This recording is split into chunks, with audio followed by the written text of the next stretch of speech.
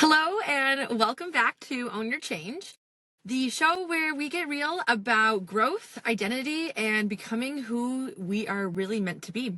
Today's episode is a very special one for me because I am having on a guest of someone who I really admire. She is someone who quite literally helped shape the life and the way that I am today. So today I would like to welcome my friend Cristina. Cristina is a former rugby athlete. She is a plant-based advocate, and she is the very trainer that I hired back in 2016 to help kind of create and kickstart the person that I am today in one of the best possible ways. So I hired Cristina as my personal trainer in 2016, and what started as a professional relationship has really turned into a meaningful friendship. And Cristina at the time had gently pushed me into some new directions that were very new for me. We explored boxing together. She took me to her jiu-jitsu gym. We did rock climbing, and she held me accountable. She showed up for me, and she was a amazing resource back in 2016. And so that accountability, when I didn't want to show up, she was there. And so, through the last, 10 years now, we have still remained in contact. She is my dad's personal trainer. And she brings this energy that I have seen over the past decade that I am excited to bring to the podcast today. And we will be talking about a variety of topics. First, we'll be beginning with where I was back in 2016, and then we'll circle back to where we are now, 10 years later. And Cristina had the opportunity to really help inspire a drive in me that I want to share with everyone else. So, yeah, Cristina will be coming on in a few hours, so stay tuned, and we will be right back. When you were on the USA women's rugby team. Yeah. So in 2000, well, I guess technically I did play for USA in 2000, but it kind of started. I was introduced to the idea of rugby when I lifeguarded the summer before going into my freshman year in college. And so I didn't really know what it was. I just wanted to do a sport because I didn't have a sport that I was participating in yet.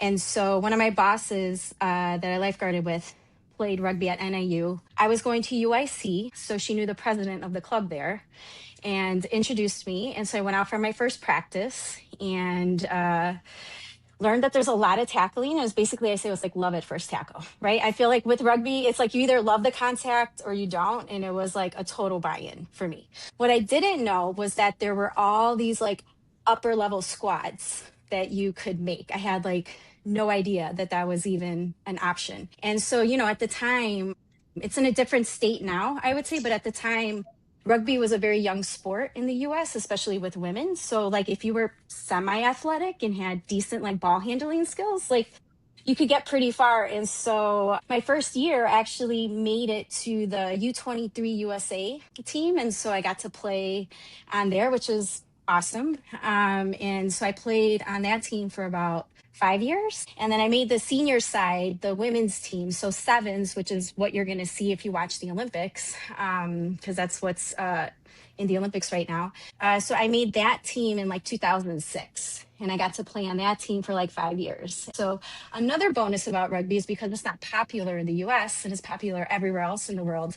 I actually had the opportunity to travel a lot, right? So I got to go to Dubai every year, which was awesome. When I played on the sevens team, I got to go to Hong Kong, got to play in front of a stadium of like, it was like 10,000 people, which was like unreal. You know what I mean? And we won and we beat Canada, which was like our biggest enemy at the time. And I scored in that game. It was like crazy.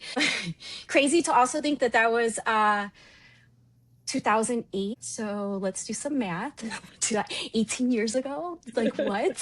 That's insane. So anyways, yeah. And then, and then I retired in like 2013, I would say. That was kind of my last like playing for the team then. So big chunk of my life. Yeah. And it was a pretty amazing experience to be able to like represent your country, and outside of the US. So yeah. Right. Very, very cool. So you were on the rugby team for about 13 years, you're saying, in the community? I started in 2000. Yeah. So So how long have time. the culture of rugby kind of shaped this resilience inside of you as an individual athlete and then as a greater team? So prior to playing rugby, I really only ever participated in individual sports, right? So I did track and field for a little bit, I swam for a little bit, and then I was a gymnast. And so it was such a different experience to be a part of a team. And so for me, I really enjoyed kind of just the spreading of pressure across like my teammates on the field. It's like if you're on the balance beam, it's like it's on you. It's only me. I can't really hide.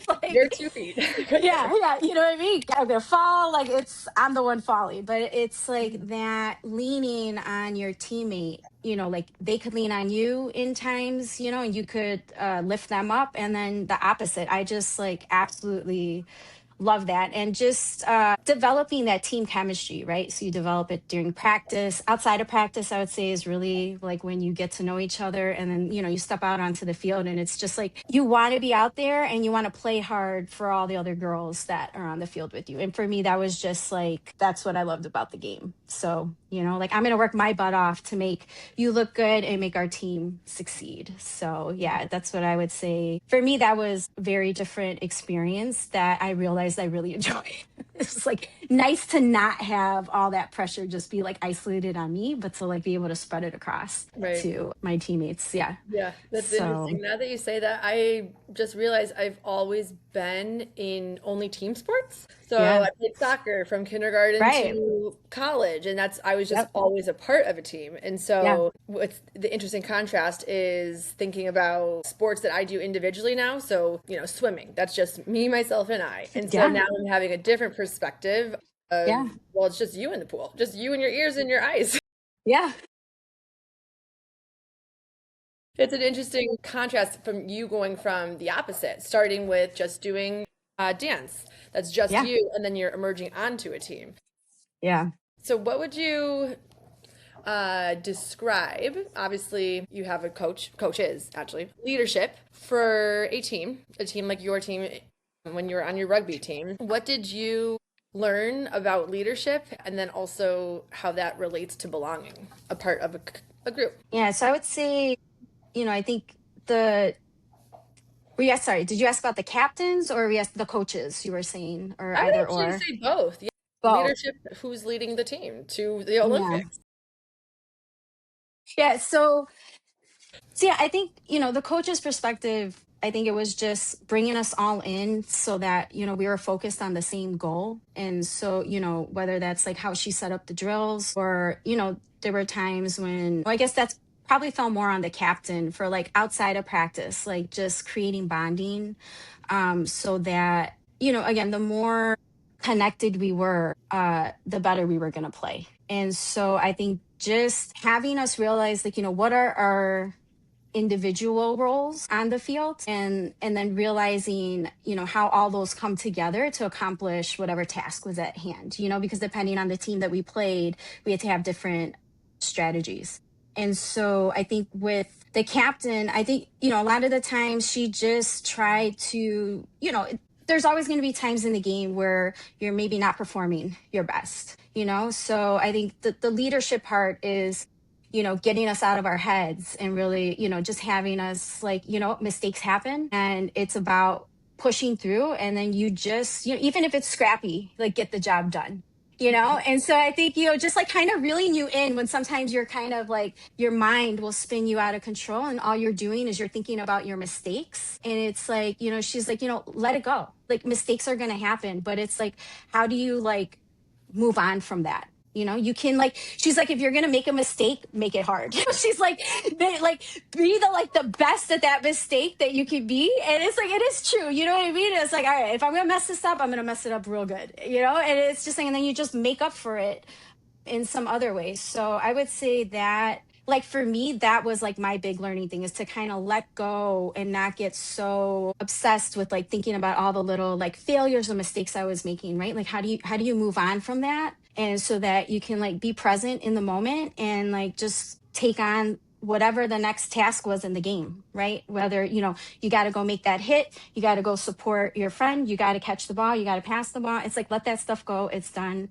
And so I think just bringing us into that mindset so that we could do that in those moments during the game was probably, for me personally, that was like the most influential, like in terms of like leadership. Yeah. And I think our captains did that really well. Like they just did well under pressure. So what I do want to provide a little context between we're talking about Olympian rugby players and maybe some of our 65-year-old clients that are Yeah. their couch right now listening. We like, a part of storytelling is it's interesting because there's all sorts of different perspective. It's not so much this like brute force mentality, even though it can sound like that. Yeah. It's more so how are you going to, what are your thoughts going to be in times of pressure? So when you're in a Yes. arena with 10,000 people shouting and cheering and booing and whatever, Right. keeping those emotions kind of more neutral, Yes. I think is where the leadership comes in because I was speaking with someone who is a coach for the female running team at a university, and it was interesting because she is working with kids that are 18 to 22 years old. They're in college, and so that is such a huge time that you're identifying like who is Cristina Mastrangelo. Oh yeah. Mr. Or, Good job. Good job. when you're that young, you're so much the influence of others, I Oh think, yeah. is a lot more impactful in shaping your identity. And I think what's interesting about, a team identity versus a individual identity Yeah. is where you are in life. Are you 18? Are you 30? Oh my, yeah. Right? I think about that all the time. Like it's so funny because I feel like, now I'm in my 40s, right? And I was telling my client this the other day, right? I was like, I wish I could go back and play with who I am now in my head. Like I think I would just be such a better player just because I've had so much growth mentally, I just have more of an idea of like who I am and like, like how to persevere, because I've lived through it now a little bit more in different scenarios. And it's like when I was playing at the time, I just didn't have that mental experience. And so it's so funny. I think it was like a month ago, I told my client that because he was an athlete. And I was like, I wish I had a younger body, but I could keep my same 40-year-old brain and I could just go and play because I think I could just handle certain situations better. And I would just like love to know with like how my mind works now, like how I would perform with the same physical abilities I had, because unfortunately those are at the same age. I'm not here anymore. They're gone. The tackling may take a bigger toll on my body these days. So Yeah, but I think the perspective that I am hearing that I'm liking is kind of this idea of discipline when it comes down to a team. And, if you don't, it's very easy to be disciplined by yourself, but if you in that individual, Mike, I'm making a podcast. He's opening packages right now. Like, do you have to do this right now? essential.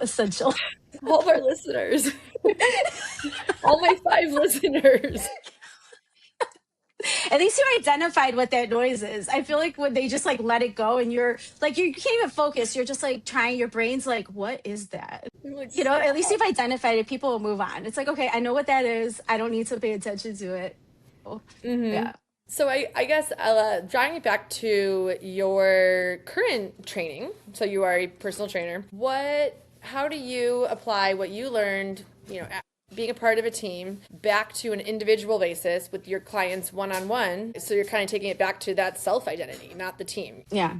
So I think as a trainer, so this is kind of like funny. Like I am naturally competitive and like goal oriented, right? When it comes to things that involve like physical activity, it's just something that I do well. So I enjoy pushing my body physically and I like having goals to set, right? Like, like how much can I push my body? And so as a trainer, I like what I realize is there's some people that like that, but then there's actually some people that aren't that competitive, and that's not something that like it drives them. I remember I'll never forget that I was training these like 2 women and I was like, oh my god, what a great moment to like, let's create a little competition. And the one woman's like, yeah, no, I don't want to do that, or like I just don't care. And in my head I was like, how could you not want to like try to win something? You know what I mean? I was like, this is like, I'm the person that, like, when you'd be on the treadmill, and somebody's like just running and doing their own workout next to me, I was like, I'm gonna like, we're competing right now. You don't know it, but, like, we're competing right now. So, anyways, but so I think for me, I try to see, like, with my clients, right? So it's like, okay, what, do you have some people, do really well with goals too. It's like they like to set goals. That's like the carrot that's dangling in front of them. And I use that as their motivation to, have the discipline, right? Because that's what you need to do, A, B, and C, if you want to accomplish this goal. And then there's other people where you just have to I have to let that side of me go. And I have to just kind of figure out, like, what drives them. And it can be different for different people. Right. Yeah. Right. And I like what you're saying about goal setting. Yeah. That's our job. Everyone has their goals. And I think what I, encourage my clients, because I personally experienced it, is that growth is not going to happen overnight. And so that's where, whatever your goal is, you want to walk every day for 30 minutes. So let's just start with that. Okay, great. What needs to happen in order for that goal just to happen? Do you have walking shoes? Do you have, your podcast that you want to listen, your audiobook, whatever. Like, what are 3 things we can do to get this goal accomplished? And so that's where we can't take your and my energy of brute force of like, I know. get it done. That's the thing. That's not how people operate. No, I realized that when I first started training, I was pretty young. It was I started almost like, let's see, early 20s, I would say, and so that was my mentality. I was like, everybody just wants to, like, attack and, like, but no, yeah, that's not how it works. Right. Right. And I think what's also interesting, in terms of goal setting is everyone has, their different goals. And I see this a lot in January with our favorite New Year's resolutions. Oh, yes. And like every October and November, I start to really try to vamp up with my clients some like energy of, we're not waiting till December 31st. We're not waiting till January 1st. We're also not waiting. Like, there's no more waiting. We're here today. May 5th. Waiting till the, New York Marathon. It's like, we're going to start today because that's the New York Marathon's, I don't know, 6 months from now, call it. I'm making that up. But I guess let's transition over to where I was in 2016. So we kind of started with your rugby days in 2000 to 2013. So I met you about 4 years later. Man, it's crazy. My dad was, or is, or one of your clients. So Long time. Yes. So in 2016, I made some choices that my university did not approve of. And so I found myself living at home. And that wasn't, I didn't have many friends because everyone was at their college. And so I was just living at home with my parents, looking around, like, I don't know if I knew that. Oh, yeah. Okay. Yeah. So so I'm living at home, and then I'm commuting down to DePaul. And then my dad kept encouraging me. He's like, you got to meet Cristina. You have to reach out to her. Like, she's awesome. You're going to love her. And I was in a much different body. So one thing that I'm starting to really reflect on is where I am today, 2026. Yes, I've maintained a very specific lifestyle for about at least 6 years, maybe 7. Yeah, so it's crazy to me. I don't think about where I was in 2016. And then sometimes I'll be like looking at a photo, from 10 years ago, and I'm like, oh my gosh, like, I need to talk about this. Like, that's crazy. Like, that's me? Like, oh my gosh. Who is that? And so I need to have Cristina be my proof that it looks a whole lot different.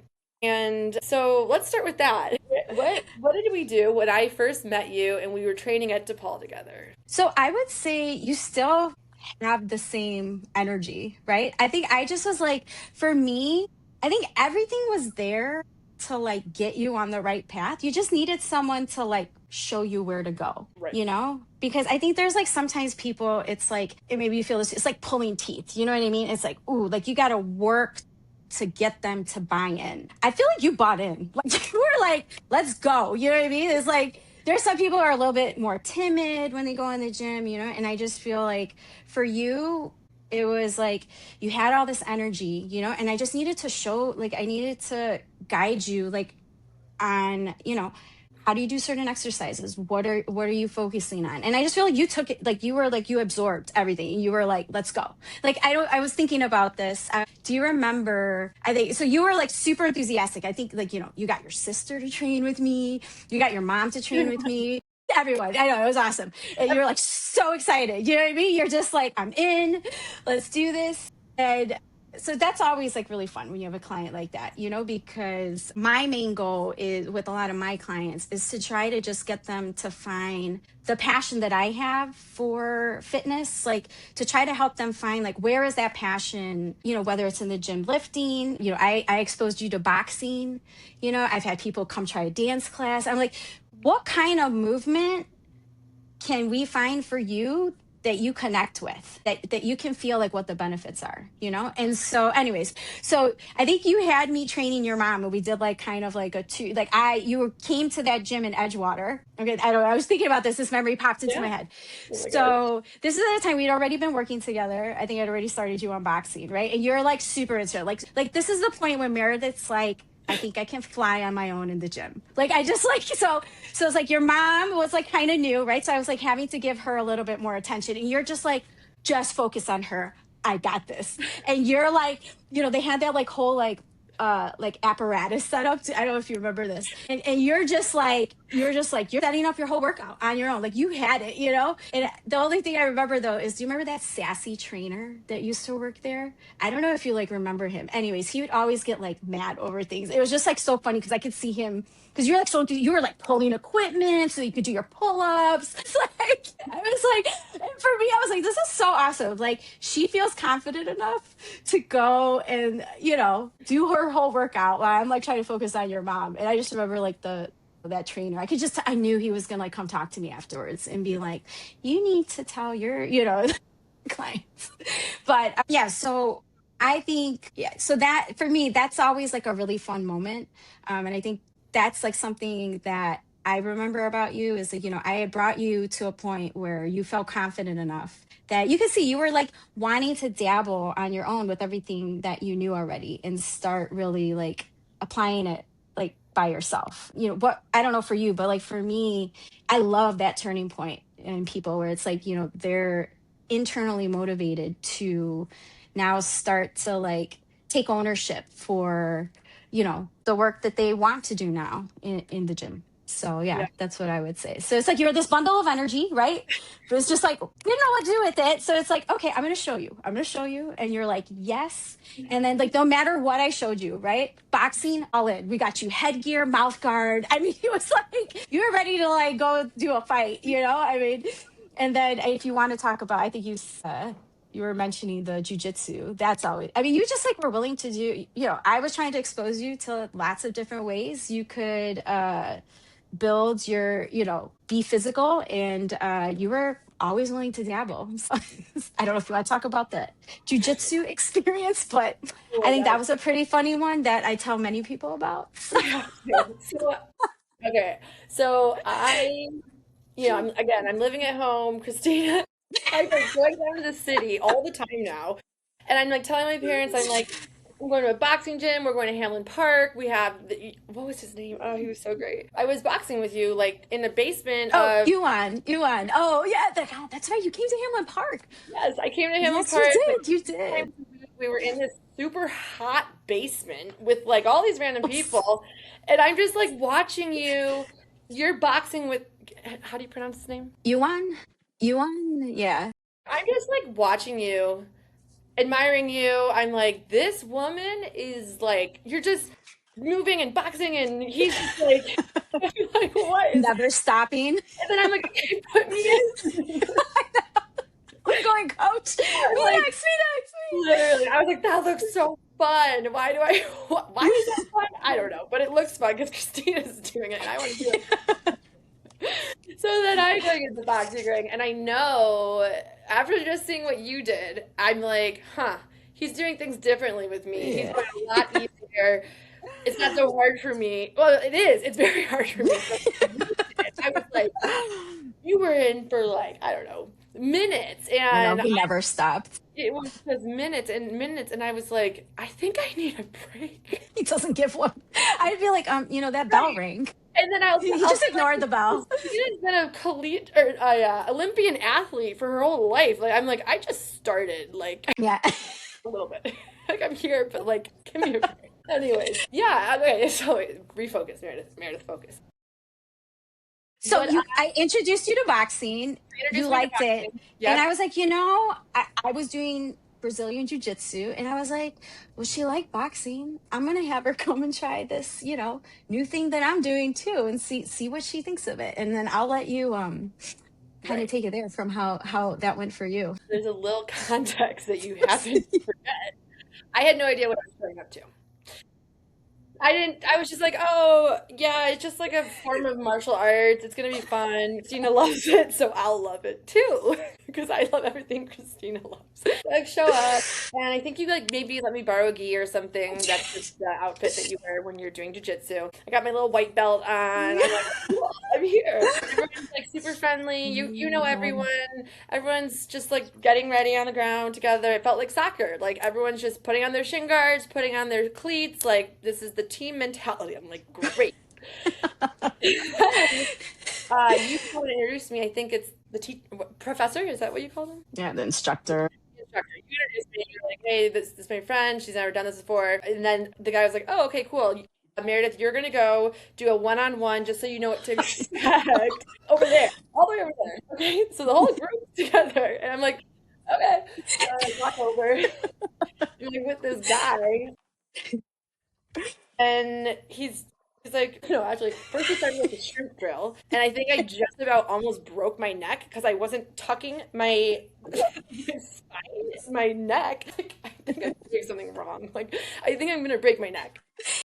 They're not like natural or very instinctual movements. Correct. Jiu-jitsu, yeah. Yes. I think movements, you might want to have a little bit more awareness of what your spine's doing, your cervical spine. It gets contorted in many ways that most people would probably not be used to. Yes. And it's a very safe move if you know how to do it safely. Correct. Yes. None of this is dangerous to say, but you just want to have a little bit of instruction going into Yeah. it. So I'm getting my one-on-one with this guy at a different part of the mat, and I remember the shrimp drill, and the next thing I remember is he's just like on top of me, and that's very normal in jiu-jitsu. In jiu-jitsu, It's called your guard. Yes. So I am, and this guy, I'm laying down flat, just like, and this guy he's probably like 200 pounds, is just straddling on top of me. He just wraps his legs around you. Yes, that is jiu-jitsu 101. Welcome. And you do jujitsu long enough, it's like you don't even think about the fact that, like, to somebody that doesn't know it, that's weird. Like, you walk in and someone's just like straddling somebody else, so you're just like, oh yeah, that's normal. It's like, Right. but So then, what to tell you about that? yeah, so I didn't have that until I was just kind of shocked.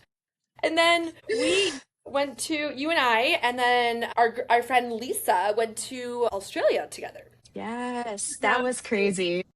Yes. I graduated college, and I told my parents, I was like, Tina and I are going to go to Australia. It's like, should be fun. I was like, okay, my parents are definitely like, my dad loves you. They'll know I'm safe. It's not like I'm just going with some random person. I'm like, Right. we're going to Australia. Yeah. Let's spend, how long were we there for? It was quite some time. How long was it? But yeah.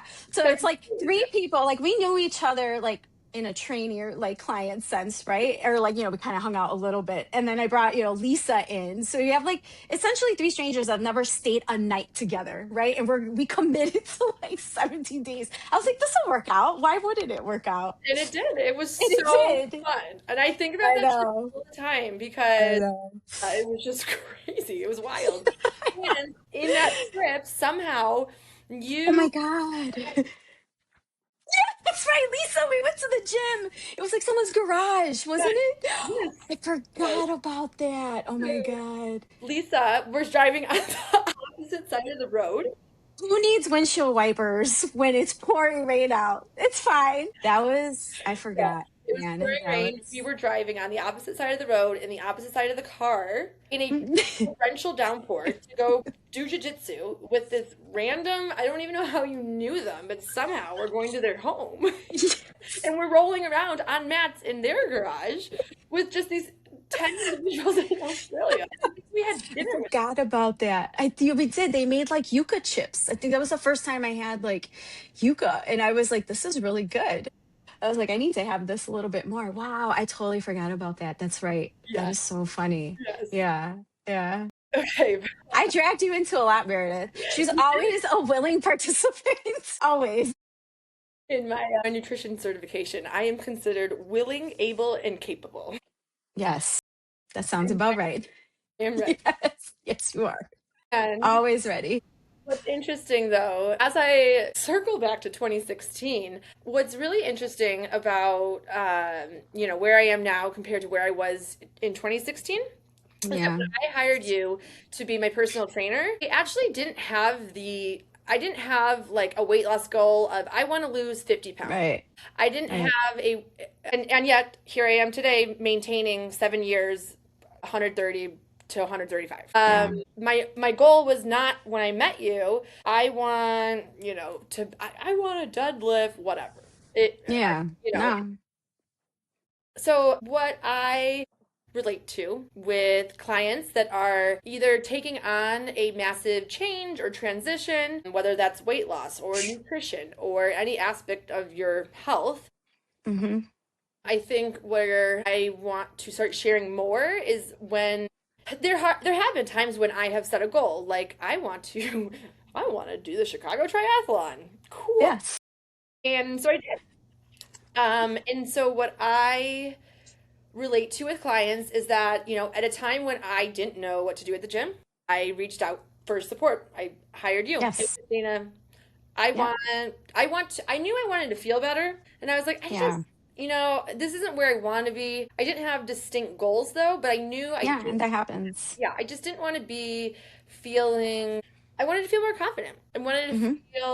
I knew I wanted to lose weight because I didn't like how I physically felt just because of what I was eating Yeah, and what I was drinking and or not doing for both of those two. Like, what was I consuming? Because I knew I wasn't feeling how I used to feel. And so I was yeah, like, okay, I don't really know what to do. I'm just going to move and I'm going to yeah, incorporate movement.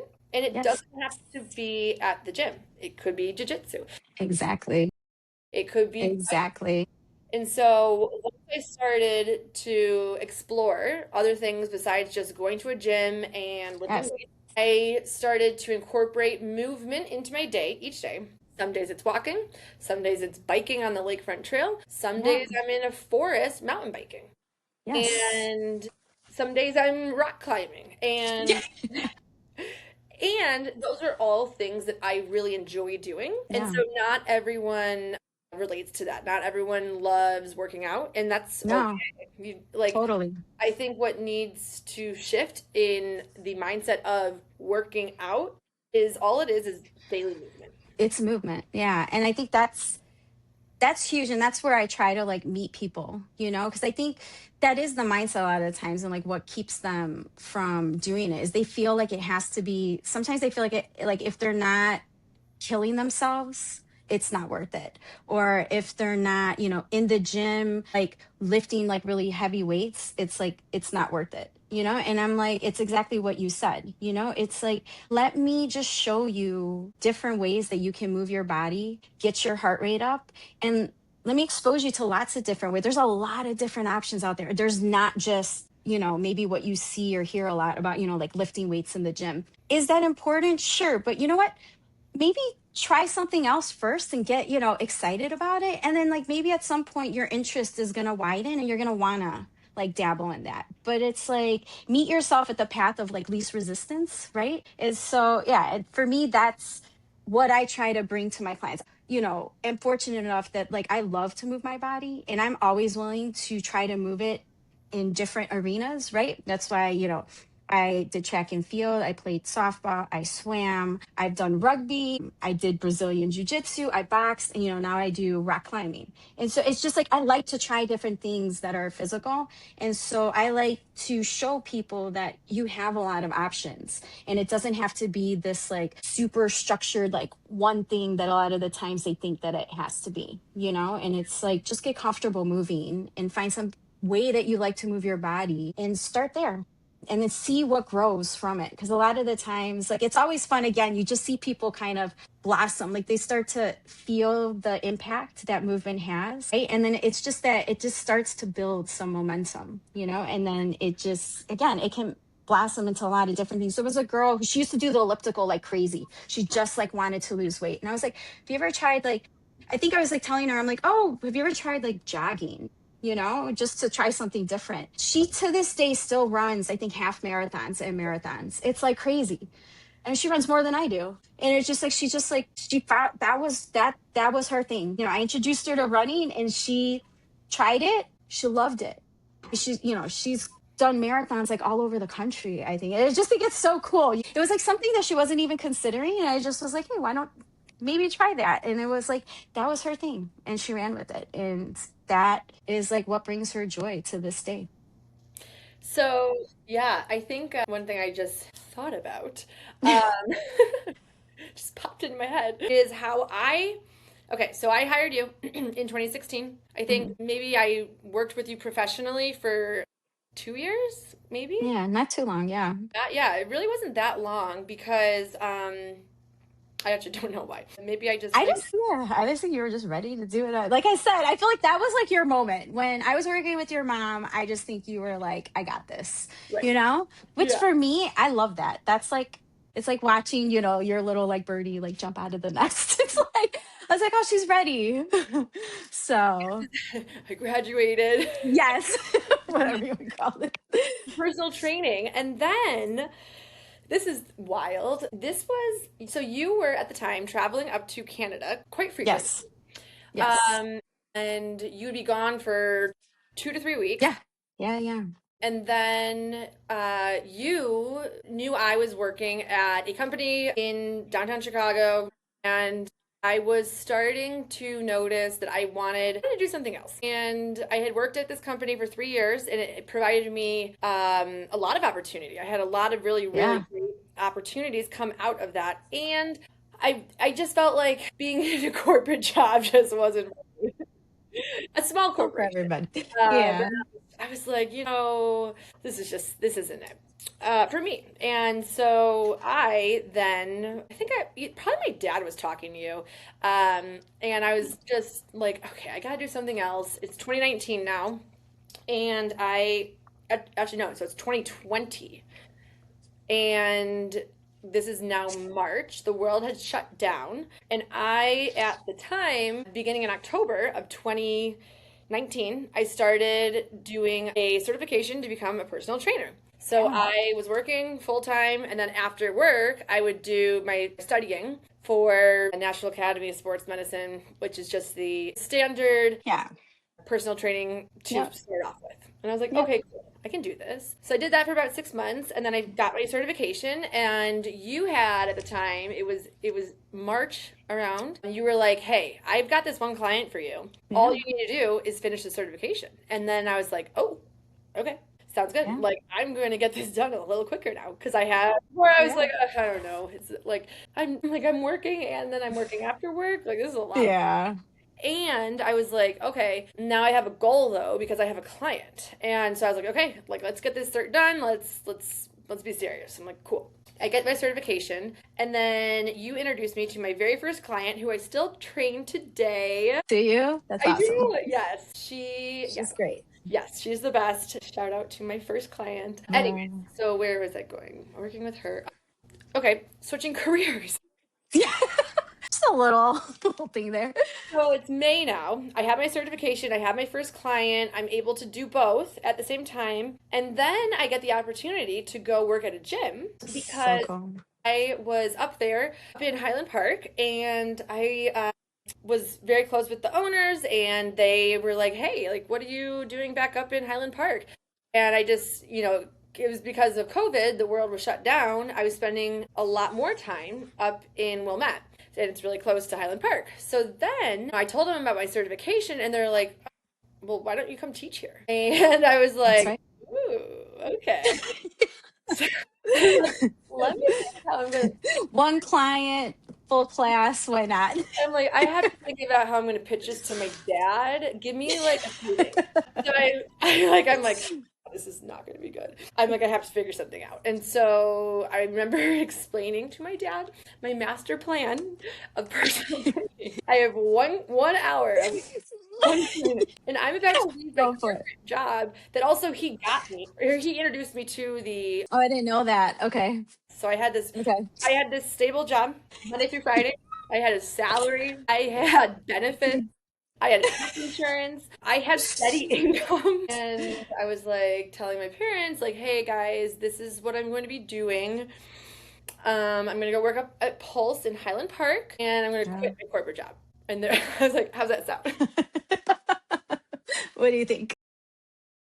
And my dad's like, I really don't think that's a good idea. Only because I was walking away from a stable job. I had stability. Of course. It makes sense. Every single bucket. I knew. Okay, so my point in saying this is that I knew I could do it. I knew I could build a client base. I knew I love what I do.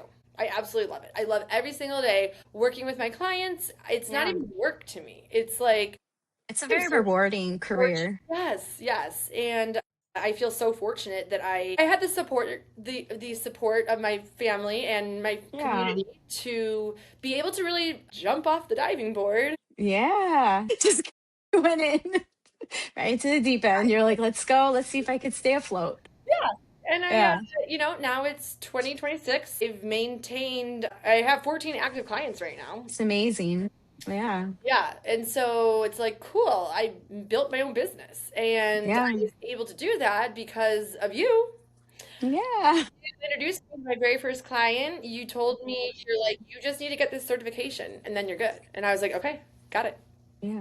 Did I plant that seed about like becoming a trainer a little? I think for me, it was like, when you meet people, like, as for you were just you had that passion, and it's like that to me is like so important. And it's like that alone is just going to get you so far in that field, and like if you have a desire to like share that passion and try to connect people to that passion of like moving your body and like what it can do for you, it's like I said, I think it's a very rewarding career in that way. Right. And I thought your connection to movement, and you really like took off with it. I thought I could see you doing very well in it. So yeah, so I'm happy that you made the jump.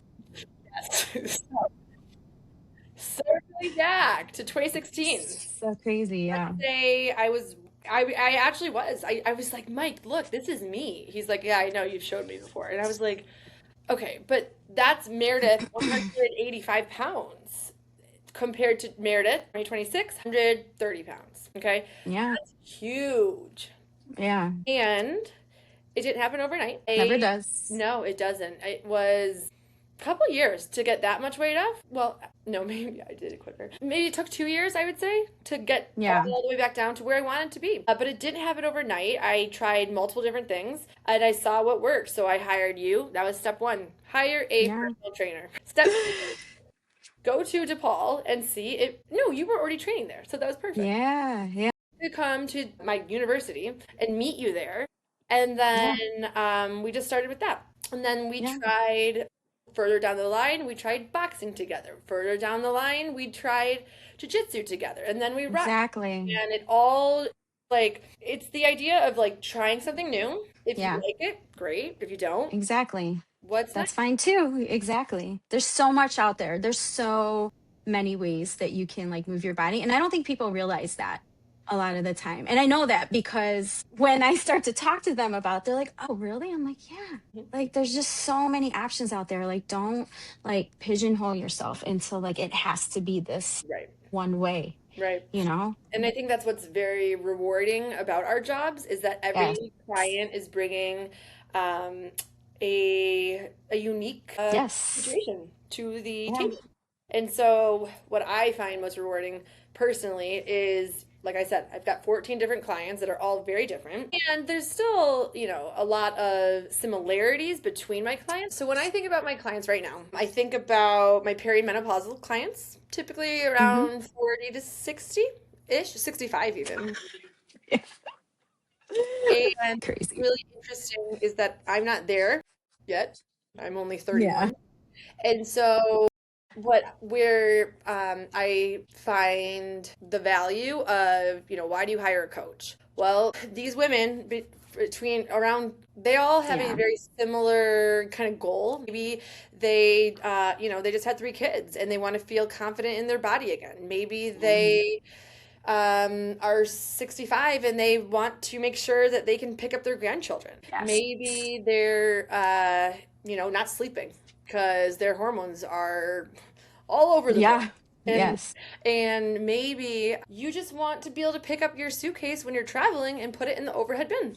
Of daily living. Yeah. Exactly. And so where I can't relate to them specifically because I'm not there, I can relate because I have 8 other women experiencing the exact same thing. And I'm like, okay, Yeah. well, here's the problem. I'm going to find the solution. And then I'm going to tell you really simply what we could do. Yeah. Yeah. And that's where, I'm always learning. I'm always, Yeah. whenever I have It's a new so client, fun. yeah, To me, that's what I love about it though, It's like forever learning. yes, You're just forever adding new things to like your knowledge box and like your toolbox too. There's just so much right. that yeah. Yeah. And I think it's empowering for women and men. But my 14 clients, I believe only 2 of them are men. So the other Okay. 12 are females right now. Yeah. Not to say males, I'll take on new clients. I'm here. But anyways, with my female clients, it's really empowering for my clients to understand a lot of other people are experiencing exactly what you're experiencing. It's just not Right. They're not alone. right, Right. right. Something as simple as working on balance with one of my clients. She Yeah. feels so unstable, and then Right. she gets in her head and she's like, "Why can't I do this? Am I It's broken?" crazy. I know. And so I will relate and I'll be like, I'll show them an exercise and I say, don't, I'm like, I just made that look really easy. We have different ranges of motion in our joints. Yes. I am 31, working with clients every single day. I'm on the ground, I'm off the ground, I'm up, I'm down, Right. I'm twisting, I'm rotating. And so I move a lot differently because of my profession, because of how I intentionally move, because I know what I'm doing. So Yeah. it's like um, breaking it, making it simpler for individuals that don't need all of they would like to know it's backed in science, of course. Not just like, oh, let's just throw our arm up Yeah. here and that's your, like, or maybe there is a reason for that. But creating this intentional movement. And then when the Yes. clients are like, oh, well, if I work on my mobility for 15 minutes a day, three Yeah. times a week, okay, Yeah. well, I'm going to start to see actually some improvements just from 3 times a day. Or I'm sorry, Yeah. no, 3 times a week. Yeah.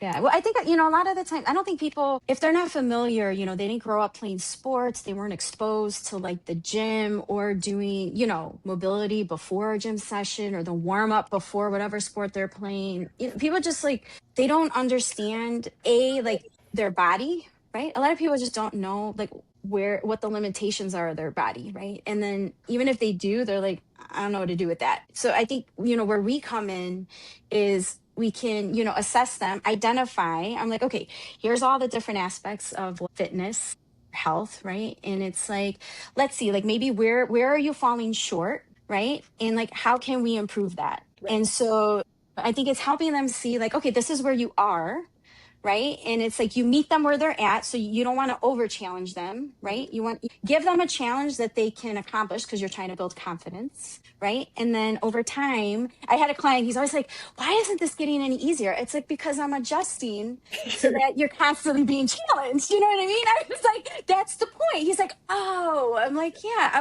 I'm like, if I just kept you doing the same thing, like you would just do it like no problem, which is good. You know what I mean? Like, but now I get to add another level, right? And now we get to challenge your body a little bit more in that way to force it to adapt. And then, your ceiling for that gets higher and higher. And so to me, I love like, people, they can feel the difference. I work with an 87-year-old client. Obviously balance is like huge. And I'll never forget, he wasn't 87. That was probably like 3 years ago. So still in his 80s.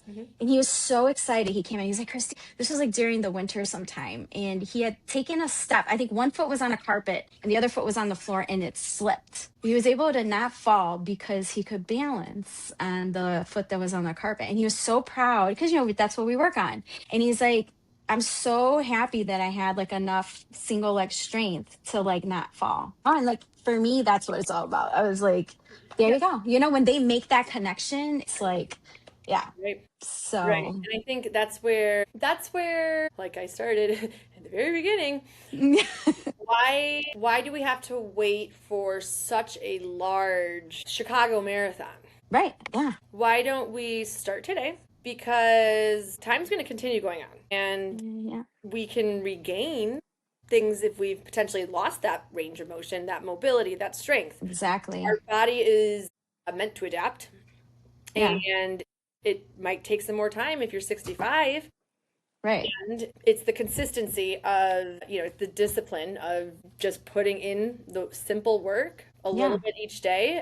And it's that type of consistency where once you do it and you're like, oh, okay, well, I didn't slip and fall. Like, exactly. That's huge. That is so huge because he Yeah. could have fallen and broken his hips and then been in a wheelchair the rest of his life. And it's like, once you're in that chair, it's going to be really, really, really difficult to get out. And so what can we do now when you're 65 that, we know, as we go through menopause, our bones and our muscles aren't as strong. Yeah, that's huge. Really huge. You see that a lot. Yeah. And you hear this from doctors all the time. But I think the way that our healthcare system is so efficient here. Yeah. In 20 minutes, you're kind of lost if you don't know what your options are. And they're like, you need to work on your muscles or something. It's just, you're left confused and you're like, what? Like, no, it's very confusing when you only have 20 minutes with your doctor. You're in and out, you get all this blood work, and then you just don't know what to do with it. And so I think that's where hiring a coach comes in is, you don't have to know it all yourself or do it all yourself. It's like there's people out there that can help you. You just need a little guidance. And that is so great if you are already in that door, you're already with the trainer or the coach or the expert, the physician, practitioner, then you're already in at least the doorway. Yes. So how do we get people 3 steps behind us, right? Looking in, like, what are they doing in there? I think about this like I'm in an aquarium. When I see people at the gym, I'm like, what's going on in there? Come on in. I'm like, we are prioritizing our health in here. Our whole body is this system. And what we know in science is if one of your systems, so your nervous system, for example, if that is not functioning properly, that's going to affect your ability to deal with stress and your sleep and your recovery and then your ability to repair muscles as they break down when you're training.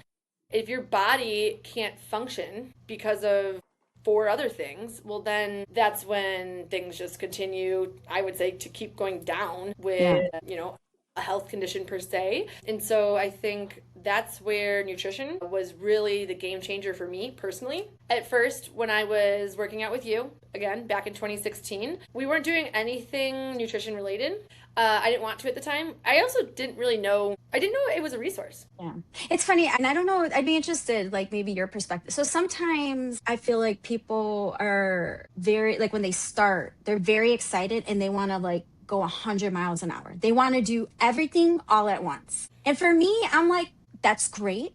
The enthusiasm is great, but like, let me reel you, let's go backwards a little bit. You know, it's like, you're not going to, like you said, it's not going to happen in one night, right? This is a process. This is a marathon. It's not a sprint, you know? So it's like, you know, let's keep that enthusiasm, but you know, let's baby steps. Let's baby steps, realistic, right? Like SMART goals that, you know, you're going to build confidence that you're accomplishing instead of like creating this like mountain in front of you that you're going to try to like run up on day one. You know, it's like, okay, we're going to make stairs on this mountain. We're going to take steps, one step at a time, you know? And so I guess what I was going to ask you is sometimes I think it can be overwhelming to do both, start working in the gym and do the nutrition. Sometimes I think some people can be ready for it, but sometimes it's like, let me just get you on the physical side. Let's get that so that the habit is there. You like going, you know, and it's like, okay, now we can start to dabble in like, all right, let's see what kind of foods are you eating, you know? Or like you do like one thing with their, like one simple thing with their nutrition while they're building the habit of like, you know, making it to the gym regularly and doing that. Or the opposite. Some people you start with the nutrition, Right. You know, it just depends. But for me, I think sometimes it's hard when they try to do it all at once. It's like, it can be a lot because you're making so many, for a lot of people, you're making a lot of big changes at once. And that can be hard. And I think it can get intimidating and overwhelming. And so for me, I was like, again, this is not a sprint. Why don't we start here? It's like, yeah, is the nutrition important? Of course we know it is, but it's like, let's get this going. And then we're going to bring in the nutrition or vice versa. We can start with the nutrition, you know, maybe just walk a little bit. And then, you know, we can start to work a little bit more on the physical side. So I don't know if that's how you feel, but like for me, that's kind of where I'm at with, you know, right today. Yeah, no, I completely agree. I think as anyone listening to this very exciting conversation, yes, all our followers, the charts are blowing up right now. No, but what you and I are talking about right now and what we're relating to is our mindsets, which are very different than, or could be very different for other individuals that might not be as confident as you and I are because we've been doing this for years now. For a long time, so yeah. We're on autopilot. We're not like, oh, I have to eat protein today. Like I just do. Right. And so when I post things on social media and I'm trying to like market myself, yeah, I think what I've done is I've created it to look almost perfect. Yeah. I'm like, hold on, I need to debunk this. I'm like, this is not, this is my meal prep. This is what I do.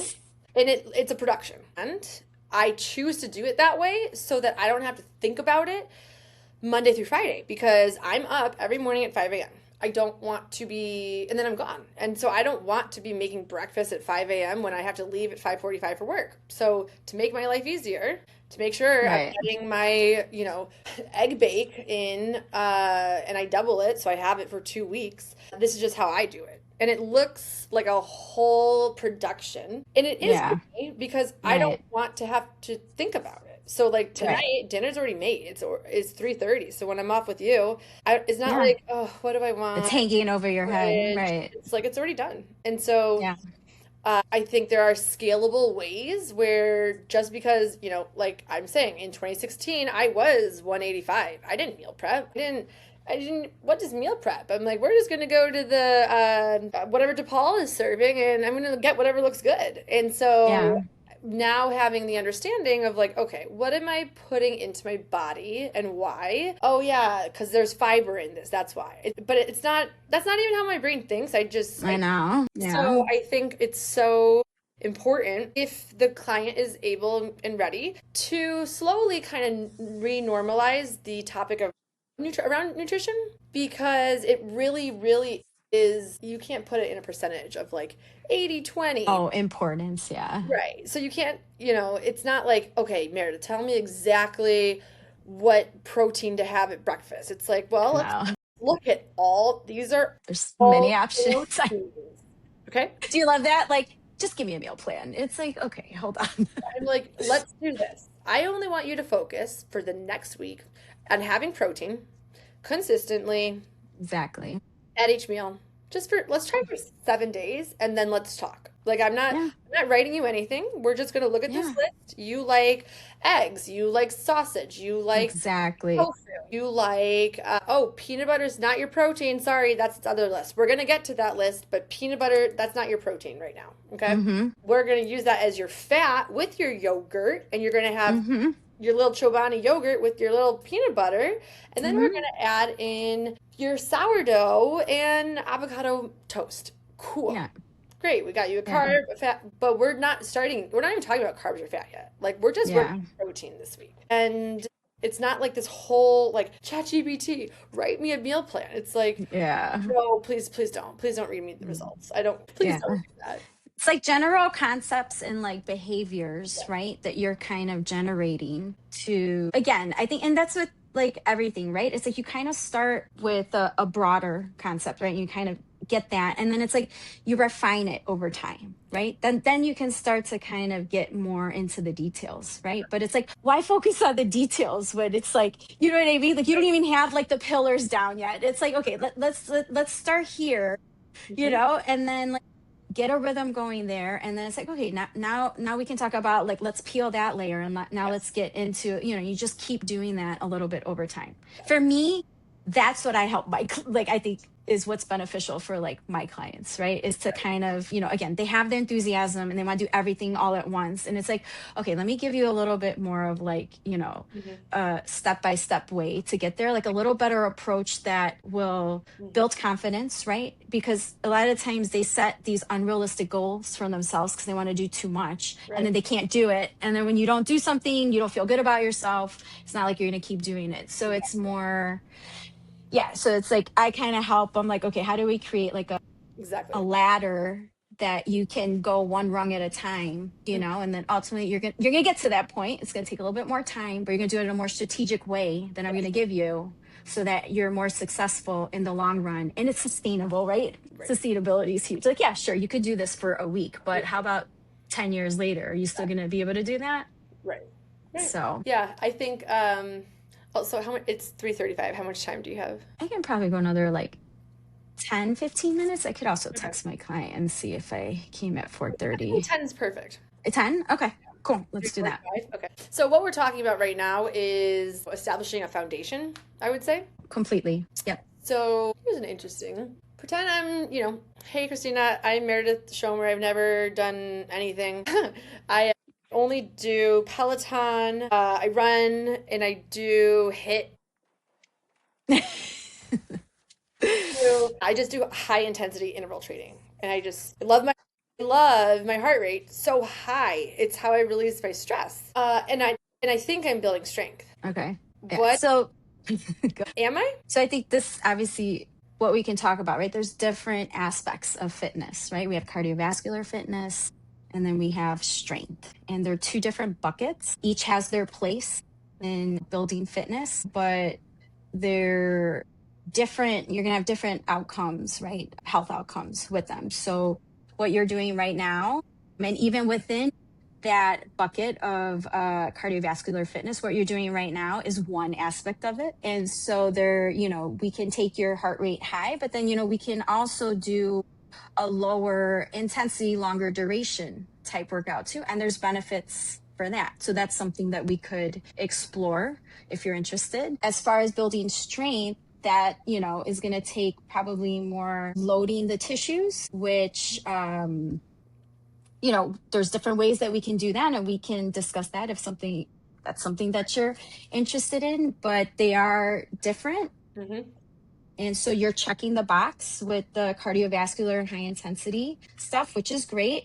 There's other aspects in that box that we could work on. And we can also discuss how you can build strength, which is going to provide different benefits to your body, may actually make you do better in your HIIT sessions, right? Because your muscles will be more efficient at creating that force. And so you'll be able to do it for longer, maybe even faster.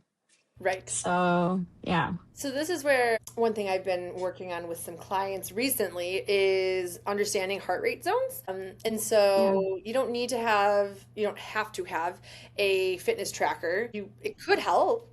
I Yeah. personally, I have my own watch. I love it, but I do too. you don't need to. No, no, There's not ways at all. to do it. So if you want to think about zone training, zones 1, 2, 3, 4, 5. 5 would Yeah, be kind of what you were just describing of like power of exactly. a Hi. lot a lot of force, but you can't sustain that for, more than, I don't know, 10 seconds, Yeah, right? exactly. Yeah. So we'll call that zone 5. Okay, well, we're not there. We're not power lifters. We're not. We are, we are a 45 to 60-year-old female, but where I'm finding is like trying to break down, okay, while you're spiking your heart rate, you're not going to zone 5, but like that is impacting now your cortisol, which cortisol is a naturally occurring hormone that our Yeah. bodies produce. And Stress. yes, exactly. And so if we are constantly stressing our system, hit 3 days a week, biking 2 days a week, and running like Yeah. 6 days a week. Holy cow. Yeah. And then when we start to discuss, oh, well, that's shocking to your system. Your system's like Yeah. literally in flight or fight mode every 6 days a week. And so while there's, like you said, there is reasons why we put our heart into our bodies into different Yeah. zones.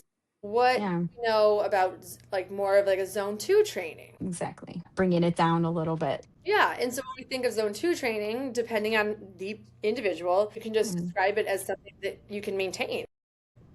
You can have a conversation with somebody, is what they say. If you feel like you can have a conversation with someone, you're probably in zone 2. If you can get like a sentence or two out, you're probably in zone 3, zone 4. If you feel like don't talk to me, you're probably in like zone 5. Yes. And so, okay, this is so interesting because when I just started to do a training for a half marathon, I was like, okay, cool. I'm going to join the Fleet Feet Yeah. club. And I was like, great. Except I wasn't coming in with an endurance baseline. Isn't that crazy? Yeah. And So your heart rate just jumps up right away. I know that's my problem. I was a sprinter my whole life. I had to like walk with the hop. I was telling my client, I was like, zone 2, I'm not even kidding. I was walking with the hop. And even then, I couldn't keep it in my zone 2. I was like, I basically had to like walk, power walk. right. Yeah. It's So crazy. when we think about zone 2 training, so we're at a conversational pace, that also could provide better benefit for burning or what is our source of fuel that our body's using. And Yeah. so generally we can fuel our body in zone 2 with fat storage. Yeah. Which is what allows you, right? You get more energy, like more ATP from fat, right? So you're going to be able to sustain that level a lot longer of exertion. Right. So from a stress hormonal perspective for females, you are 40, so you're Yep. 9 years ahead of me. I'm not in this stage yet, Yeah. and I still see it every day. Yeah. So what is your experience personally? You've taken yourself through all the zones, you know how it feels, Yeah. the impact. What does it do for you personally when you are targeting a lower heart rate in zone 2, conversational pace for your Yeah. stress and your hormones? What have you noticed? Because you're in kind of that stage. Yeah, for sure. I mean, obviously, like I said, my, fitness wise and sports wise, I've always done things that are explosive. Like when I ran track, I sprinted. When I did swimming, I did the short distances, So I like power. I like to do things fast, so high intensity. And so my body, as I'm getting old, well, I'm real, you also know that there's benefits, right? You want to expose your body to all different things, right? So it's like you don't only want to just do one thing because you want your body to be resilient, right? And so you got to expose it to, low intensity, high intensity, strength training, all of the, you want to check all of these different boxes. So for me personally, something that's been missing is this lower, zone 2 type training, which I'm trying to get my body used to. Mhm. Something that is nice about it, I will say, is it's definitely more relaxing, right? You go in, it's like there's not that like, ugh, like I'm gonna like die doing this, Right. you know? And you're just like out of breath, you're torturing yourself. It's kind of like almost pleasant. You're like, I get to go do, my zone two. It's like I can like listen to something if I want to. Like forget me doing that with a high intensity. Right. You know what I mean? Like I got focused on like breathing. But Yeah. it's like zone two, it's like you can have some like nice chill music on, right? And it definitely puts you in a different like state of mind. Yes. And yeah, which makes, and there's so many benefits for it too. As we age, the like efficiency of like our mitochondria, Mhm. this is declines as we age. And so zone two training is kind of what's been shown to kind of help, bring that back up and get that, whatever you kind of lose, or to be able to maintain it so that you don't get that decline Yes. in it. And so, that's an important factor there. So yeah, obviously you're more relaxed, you're not pushing yourself, Yes. right? And you can do it for longer. Right. So like if you're not exposing your body to that, it's definitely something that's worthwhile doing. It's a lot less intense, it's a lot more enjoyable. And yeah, your system isn't as wigged out as if, you just did like a, crazy Tabata or something. So yeah, but that's been my experience with it. I enjoy it. I really do. It's something that I look forward to. Mm-hmm. Yeah, it's different. So It's sure it's different. totally It's different. different It's totally, and there's always there are benefits, of course, of going to group classes, and you've got the energy, and you've got the instructor, and the music, yeah. and like you're activated. You're But like, not every workout needs to be that. But that's what right, I was talking about. That's the mentality though. That's what I'm saying. Like people don't think that they're working unless they're doing something like that. And that's I think what you have to help them realize is like it's not just about that. yes, And depending on, if you're like absolutely exhausted, like the last thing you want to go do is like go like wig your body out with some like high intense exercise. yes, It's like you need to slow things down. Like go take a nice walk, and like let's let your body like hmm, be in a state of like relaxed, more a relaxed vibe than this like constantly like high, stress environment. So but yeah, again, that's the promise. People don't think that they're getting anything from it, but right. there's a lot of benefit to slowing things down. Right. One thing that I was when I first started doing the personal training, I remember you had written me like a program to take my first new client ever through. Yes. And I was so nervous. I was like, am I going to break her? Like, I was like, I don't think I can do this. Like, I was reviewing it and I was studying it and I was like, okay, like I know bird dog. I know single arm row. I can do that. But I was just I didn't have confidence in the same way. I was like, okay, I'm just going to show up to her house and I'm going to call Christina after and like Yeah. be on call for me. But that's part of something new, right? It's like that Yeah. excitement and also the unknown. And I really wanted to do a good job, and I really knew I knew even if a client brings me a situation where they're like, I have X, Y, and Z surgeries and this has been replaced and this broke from a whatever crash. I'm like, okay, cool. I'm gonna write all that down and then I'm gonna start to research.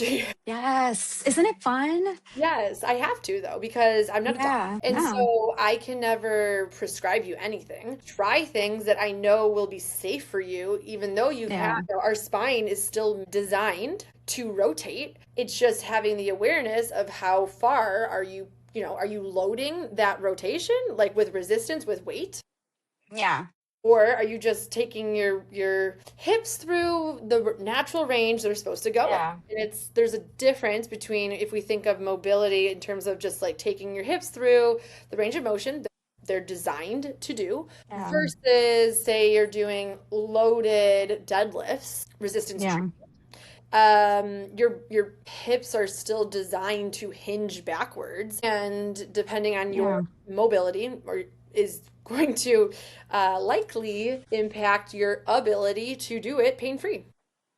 Yeah. And so when you don't have someone that's like, hey, let's not do overhead shoulder presses right now because your shoulder is literally frozen. Yeah. We're not Yeah. going to load it with 30 Right. dumbbells. Like we're not. Yeah. No. Yeah. And there's still exercises we can do to improve that range of motion and Yeah. give you more space to move. But like right Yeah. now, we're not going there. Yeah. Yeah. It's one, I think for me, I always like, I feel this, I don't know if I've told some of my clients, but it's like, I'm always like grateful for a client that brings in something like new that I haven't necessarily like dug into a little bit. Right. And it forces me to learn more about it. Yes. You know, there's so much to know in our field. There's so much to know, you know, even within just our like scope of practice. So it's always fun for me when I am challenged, right, with a client that maybe has an injury or it's just a little bit more complex. And it's like, you kind of have to help puzzle solve, right? But in doing that, you have to go and like seek out more information that maybe you didn't have before. And you're adding tools to your toolbox. Right. And, you know, it's really fun because that eventually, most likely down the line with another client is going to come in handy, Right. you know, and then you just get that much more knowledgeable about kind of helping people overcome their obstacles and helping them work through certain phases of their life where they might have injuries or, you know, they need to strengthen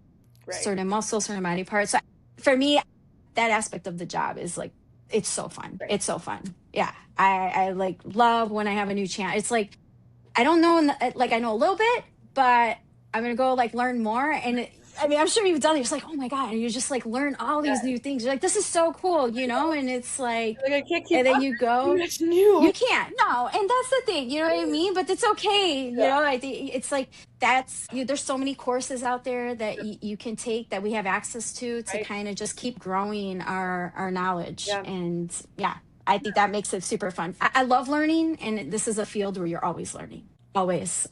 I don't think there's ever a moment where it's like, you can't take that initiative to try to like learn something, you know, about something. Right. And I think we can end our conversation around this topic of learning. Yes. Because we are, at least me personally, and I see this with your work as well, not everyone wants to learn, and you don't have to. If you have a coach that is invested in you, like you don't need to understand how to create the most macro balanced plate every single meal. You don't need that. You just need to know what's a protein and what's a carb. And if we can just provide that type of knowledge in a very simple way where people aren't so confused. Oh, yeah. It's like we are going to do the research for you so you don't have to. And we can advise taking really, really small steps to see, well, let's see if we change one aspect here. Let's see what happens. And every body adapts differently. Everyone's consistency is different. Yeah. Everyone's discipline is different.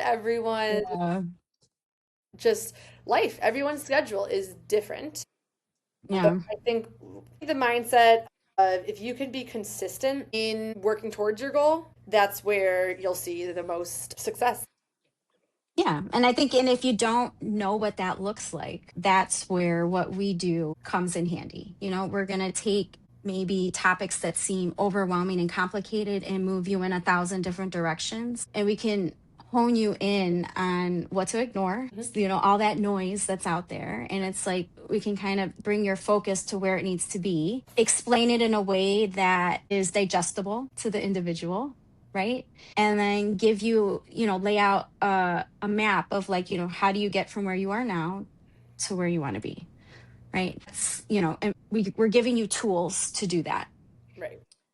And to me, that's what we do, you know, and obviously there's other things we can inspire, we can, you know, we can motivate, but that's what we bring to the table, I think, as a trainer. Yeah. As trainers.